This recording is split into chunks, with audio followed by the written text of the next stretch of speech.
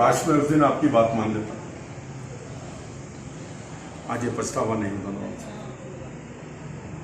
उस टाइम आपने कहा था मैं आपकी दावत में नहीं आऊँगा कि लेन देन मत करिए, लेकिन मैं आपकी बात को नहीं सुना।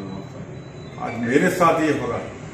मेरी बच्ची के लिए जो मेरे रिश्ते आ रहे हैं, तो वो लोग जो डिमांड कर रहे हैं, जो मैंने दूसरों के साथ डिमांड की थी, वो डिमांड मेरे साथ कर रहे हैं नवाब साहब। अब बताओ मैं काम से दूं? आप बोलिए। देखिए बेग साहब, मैंने जब भी आपके बच्चे की शादी के टाइम पे मना करा था कि जहेज लेन देन, जोड़े की रकम लेन देन बिल्कुल हराम है। ये निकाह के अलग है। अल्लाह अकबर, सुन्नत रसूल का जो निकाह है वहाँ पर ये सब चीज़ें लानत नहीं होना चाहिए। मैंने बोला था जहेज लेन देन और जोड़े की रकम लेन देन, मगर आप मेरी बात नहीं सुने।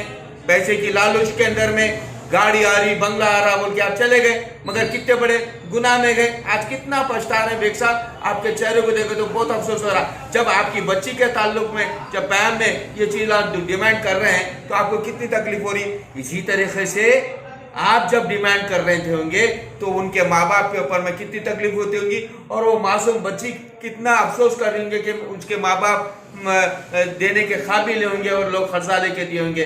तो देखो बेग साहब, अगर आपने जो कुछ भी करा है, आप दिल से अगर ये गलती को मान रहे हैं, जहेज लेन देन गलत किया है, तो मुझे उम्मीद है कि अल्लाह पाक से आप दुआ करिए कि मेरे आने वाले बच्चों की शादी में मैं जहेज लेन देन नहीं करूंगा, तो अल्लाह पाक आपको शायद माफ कर सकते हैं।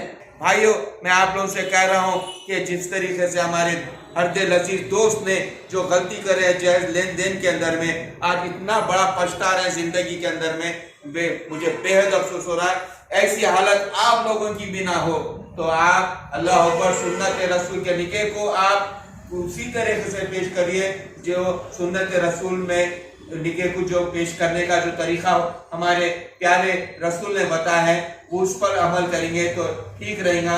नहीं तो जहेज लेन देन में लानत है, इस लानत को बर्खास्त करो, समाज को बदल डालो, यही मेरा कहना है। आप लोग यही अमल करेंगे तो दूल्हा दुल्हन की जिंदगियों में खुशियां रहेंगे, बरकत रहेंगे। अल्लाह अकबर, अगर सुन्नत रसूल के खिलाफ में करेंगे तो ऐसे जोड़े, जहेज दहेज के लेन देन के जोड़े थोड़े दिनों में तलाक और खुला की तरफ चले जा रहे हैं। तो ऐसी लानत से दूर हो जाइए। बेग साहब, आप एक अच्छे आदमी हैं। आप, मुझे उम्मीद है कि आने वाले आपके बच्चों की शादी में ये जहेज दहेज से दूर रहेंगे। ठीक है, मैं आपकी इस बात को हमेशा याद रखूंगा और दोबारा मैं ऐसी गलती नहीं करूंगा। बहुत बहुत शुक्रिया, थैंक यू। यहाँ मशहूर व मारूफ अदाकार अरशद नवाब, जो समाजी जहदकार भी हैं, साथ ही ये कई सियासी जमातों से वाबस्ता रहे, उनका कहना है कि माशरे में जहेज जैसी लानत को ख़त्म करने में वालिदैन को भी सख्ती से अमल करना होगा। उन्हें ये अहद करना होगा कि जहेज देंगे और ना ही लेंगे। लोगों को भी बताया जाए कि जहेज मांगना ही जुर्म नहीं, बल्कि अपनी हैसियत से बढ़कर लड़की को जहेज देना या अपनी जायदाद वगैरह फ़रोख्त करके जहेज के मुतालिबात पूरे करना एक अखलाक़ी जुर्म है। हमारे माशरे में जहेज की वजह से समाज में ज़बरदस्त बेचैनी बढ़ रही है।